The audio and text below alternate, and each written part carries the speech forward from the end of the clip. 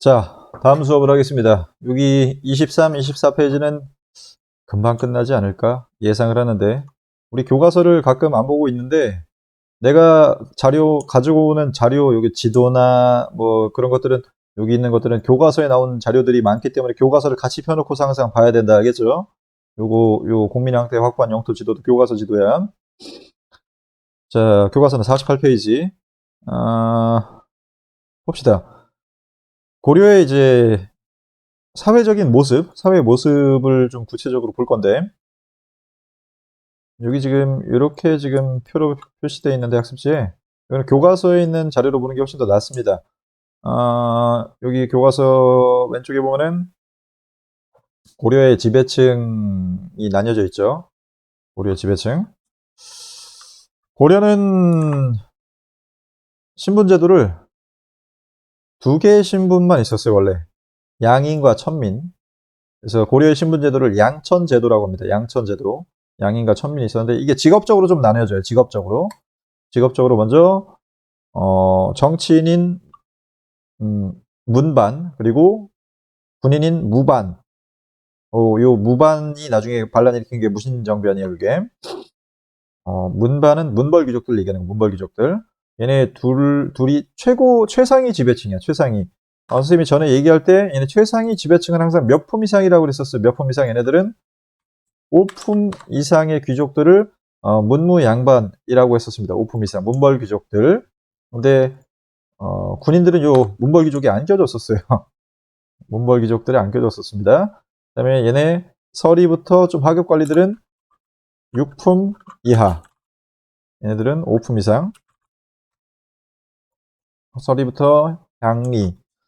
서리는 그 중앙관청이었던 개경의 하급 관리. 얘네 향리들은 향총 관리, 남반, 뭐 하급장교 이런 애들이 있었습니다. 그냥 이런 애들이 있었다고만 알아두고 다 외울 필요 없습니다. 그냥 중요한 거는 얘네가 몇 품으로 나뉘는지 그것만 중요합니다. 고려시대 때는. 그게 이제 핵심이야, 고려시대 때. 알겠죠? 그래서 지배층이 5품을 경계선으로 나뉘어졌었다. 그 다음에 피지배층의 직업, 제일 많은 사람들의 직업은 당연히 농민이었겠죠. 농민들을, 그 다음에 상인, 뭐 판매하는 사람, 수공업자는 뭐 가공하는 사람, 만드는 사람. 이때는 가공하는 게 공장에서 기계로 하는 게 아니라 손으로 하는 것이기 때문에 수공업자라고 하죠. 수공업자. 그 다음에 그 외향, 부곡, 소에서 살고 있었고, 약간 차별받았던 사람들, 이 사람들이 양인 중에서 제일 아래 계층에 있었던 사람들이었었다.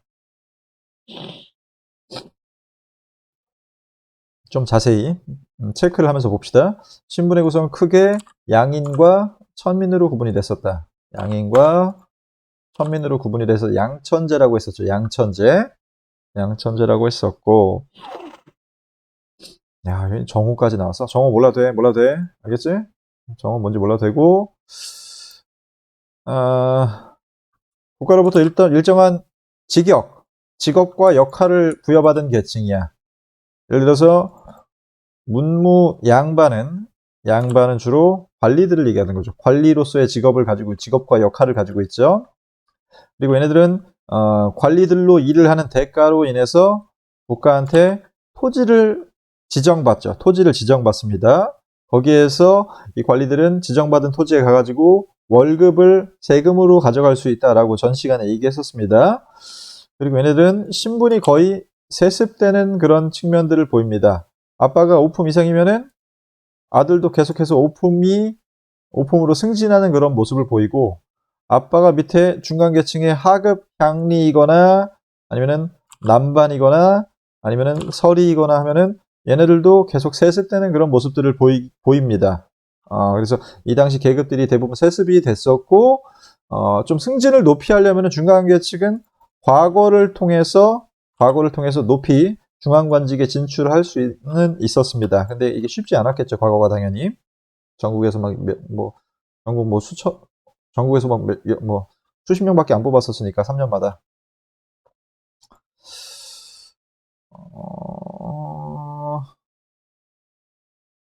특히 요 문벌이라는 관념이 중요하다. 문벌은 몇 품 이상이라고 그랬었어요. 몇 품 이상?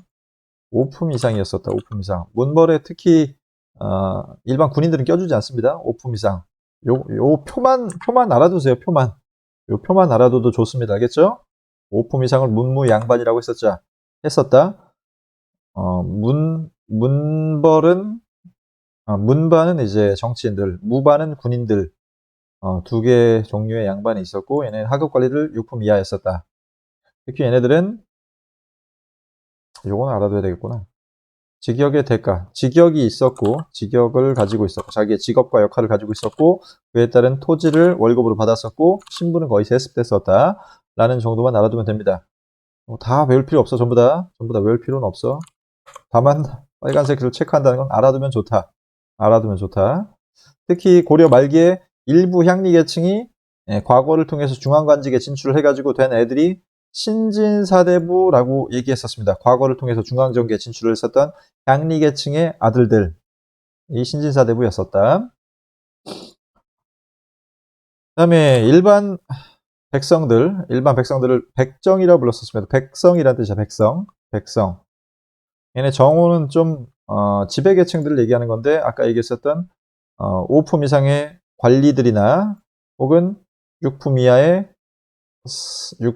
중간 계층들을 얘기를 하는 거고, 여기는 일반 백정입니다. 백성들인데 대부분은 농민이 직업이었었고, 얘네들의 역할은 국가한테 조세공물역이라는 세금을 냈었습니다. 세금. 백정이라는 개념도 좀 중요합니다. 여러분들이 좀 헷갈리는 거는 고려시대의 백정과 조선시대의 백정을 많이 헷갈리더라고. 조선시대의 백정은 그 정육점에서 칼을 썰면서 피를 많이 만지는 그런 천한 역할을 가지고 있었던 애들을 백정이라고 그랬었는데, 고려시대 때는 일반 그냥 백성이라는 뜻이야, 이거는. 백성. 백성이랑 같은 뜻이 알겠죠? 그냥 백성이 아니라는 알겠죠? 그래서 대부분 농민이었었고, 얘네들은 국가한테 세금을 많이 냈었고, 법적으로는 과거의 응시를 할 수가 있었었다. 과거의 응시를 할 수 있었었다. 즉 과거는 양인까지만 볼 수 있었던 거예요. 양인. 천한 백성인 천민, 노비들은 과거를 볼 수가 없습니다. 여기 농민이어서 과거 봐가지고 6품 이하나 5품 이상까지도 승진하는 사람이 드물지만 나오기는 했었습니다. 굉장히 드물지만 나오기는 했었습니다. 그만큼 신분 상승을 할 수 있는 길이 열려 있기는 했었다. 그 다음에 중요한 게 향부곡소의 주민들입니다. 향부곡소의 주민들. 향부곡소의 주민들은 신분상으로는 그냥 양인이야. 천민은 아니야. 천민은 아닌데 얘네들은 일반 백성들보다는 굉장히 과중한 세금 부담을 가지고 있었었다. 향이나 부곡에 살고 있었던 애들은 농산물을 지어다가 항상 국가에다 갖다 바쳤어야 됐어. 어느 지역에서는 뭐 보리를 생산해서 국가한테 갖다 바치고, 어떤 지역에서는 뭐 사과를 생산해서 갖다 바치고 하는 식으로 해서 향부곡민들은 항상 농산물들을 의무적으로 국가한테 갖다 바쳤었고, 소에 있었던 주민들은 항상 물건을 가공해가지고 뭐 도자기 만들어서 국가한테 갖다 바치고, 뭐 무기 같은 거 만들어서 국가한테 갖다 바치고 하는 가공품들을 갖다 바치는 백성 주민들이었었습니다. 그래서 굉장히 무거운 세금을 가지고 있었고, 얘네들은 이사도 못해. 항상 태어나면은 여기에 계속 머물러면서 살아야 돼. 그리고 얘네들은 학교 입학이나 과거도 못 봤었어요. 일반 양인인데도 불구하고, 향부곡 소민은 일반 양인인데도 불구하고 과거도 못 보게 해놨어. 왜 이렇게 얘네들만 차별을 했었는지에 대해서는 학자들마다 의견이 좀 분분하긴 하지만, 얘네들 아마 옛날에 반란 일으킨 놈들을 여기다 모아놓은 게 아닌가라고 그냥 추측을 합니다. 추측. 여러 케이스들이 많이 있어가지고 반란 일으킨 놈들도 있었고, 뭐 좀 돈이 없는 애들이 여기 모여 살기도 했었고 하는 그런 케이스들이 많아가지고 좀 일반화하기는 어렵지만, 어쨌든 좀 차별받는 지역의 주민들이 향부곡소의 주민이다. 잘 기억하길 바랍니다. 이거 향부곡소는 차별받지만 천민은 아닌 거야. 천민은 아닌 거야. 잘 기억해야 돼. 이거 알겠지? 이걸 헷갈려가지고 많이들 틀립니다. 수능에서. 그 다음에 얘네 천민은 여러 애들이 있는데, 노비가 제일 대표적이고, 아니면은 뭐 기생이나 광대들 같은 애들을 걔네들이 노비였는데, 그냥 노비야. 거의 다 그냥 노비라고 생각하세요. 자, 노비는 사람이야, 재산이야? 재산이기 때문에 매매 상속 증여가 가능했었고, 부모 중 한 명이 노비면 아버지, 자녀도 노비가 돼. 즉, 엄마가 노비고 아빠는 제일 높은 문벌 귀족이야. 5품 이상의 문벌 귀족이면은 그래도 얘는 노비야. 알겠죠? 오케이?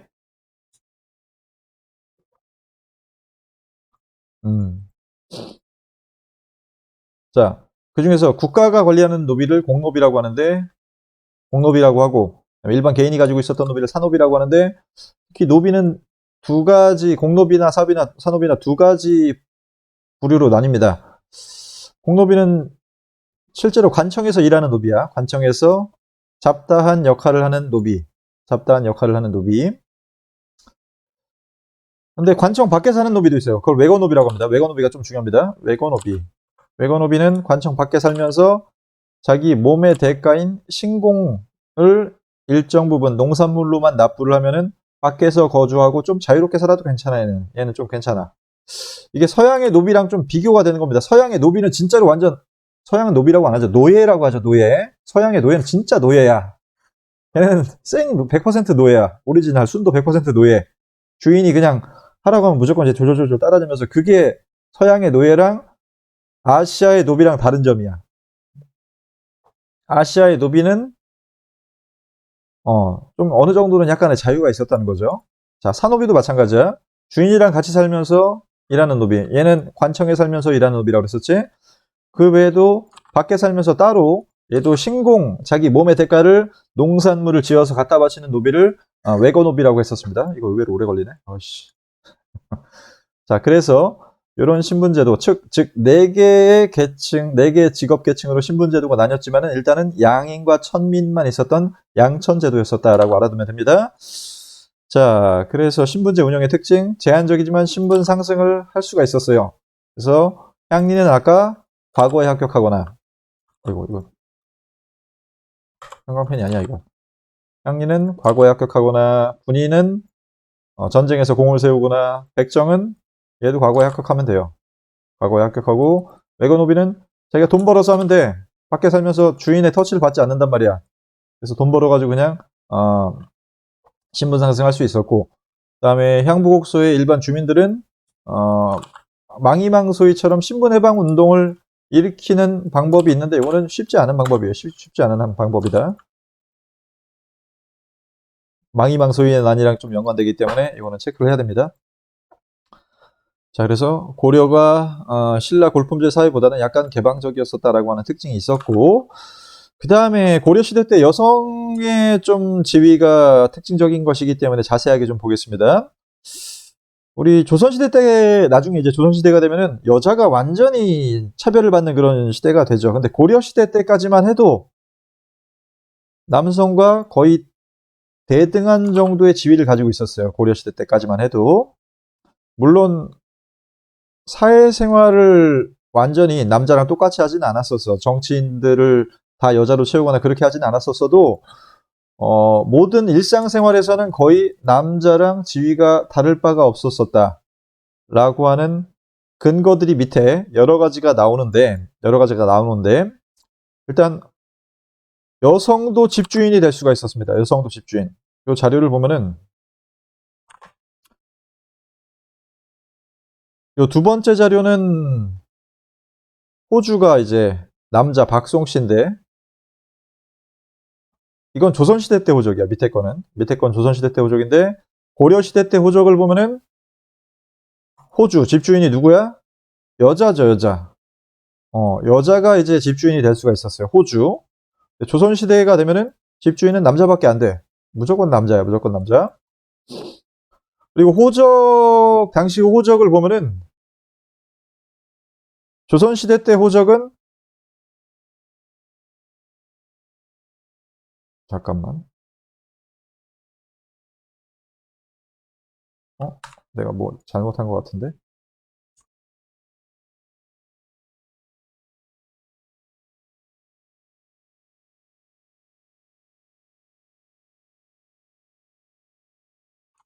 미안. 이거 둘 다 고려시대 때 호적이다.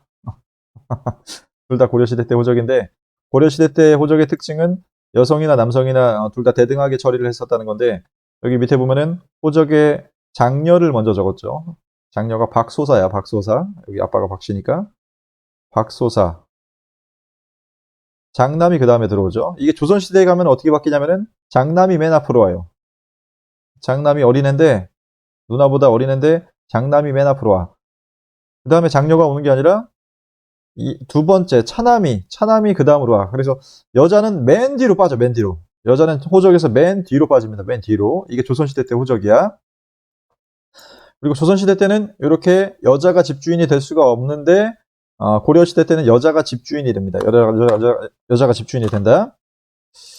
야, 빨리 끝내려고 하다 보니까 말이 막 꼬인다. 자, 그래서 호적의 자녀 구분 없이 태어난 순서대로 기록을 하는 게 고려시대 때 호적의 특징이다.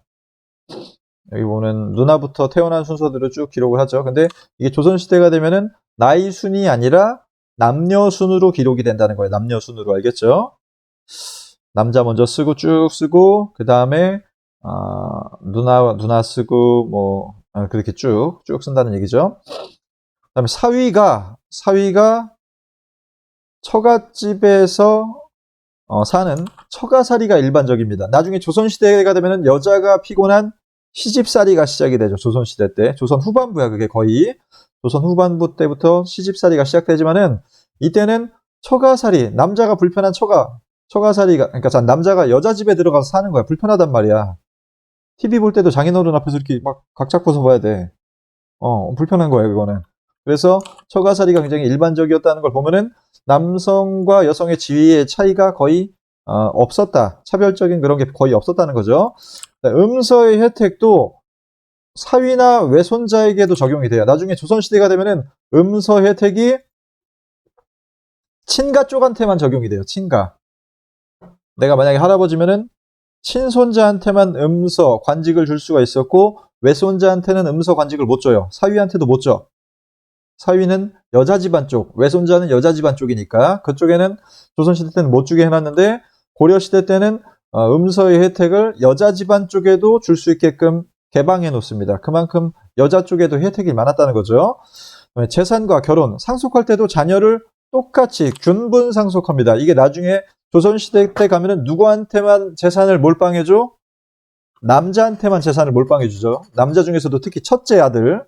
그렇기 때문에 흥부가 가난하게 살잖아. 그렇죠? 그게 조선시대 때 소설이란 말이야. 흥부전이. 그 다음에 결혼할 때 데려온 노비에 대한 소유권도 여자가 가져요. 그리고 여성도 재혼할 수 있어. 재가는 다시 가정을 꾸린다는 거야. 집가짜야. 다시 재혼할 수 있는데 조선시대 때는 재혼하는 여자를 두고서 완전히 쌍년 취급을 해. 쟤는 남편 버리고서 재혼하는 아주 나쁜 년이야. 라고 하는 식으로 굉장히 매도해버리는 사회가 조선시대가 되는 거죠. 뭐 어때, 여성도 재혼하면 되는 건데. 근데 재혼하는 여성을 이제 굉장히 나쁜 년으로 이제 매도를 하게 되죠. 그리고 재가한 여성의 자손도 처벌받지 않는 그런 여성의 지위나 남성의 지위가 거의 대등한 사회가 고려시대였었다. 거의 조선시대 전반부까지도 그랬었어요. 근데 이게 임진왜란 이후 조선 후반부부터는 굉장히 남성 중심적인 가부장적 사회로 바뀌게 됩니다. 시집살이가 일반화되고 남녀 순으로 호적을 기록하고 음서도 남성 집안에게만 적용이 되고 재산도 남자한테 몰빵이 되고 남자만 재혼을 할 수 있었던 시대가 이제 조선시대 후반부부터라고 생각을 하면 됩니다. 그 다음에 밑에 연습 문제를 풀겠습니다. 이것도 20분이 되네, 결국은. 자, 고려시대 신분은 크게 지배층인 정과 피지배층인 백정으로 구분이 됐었고,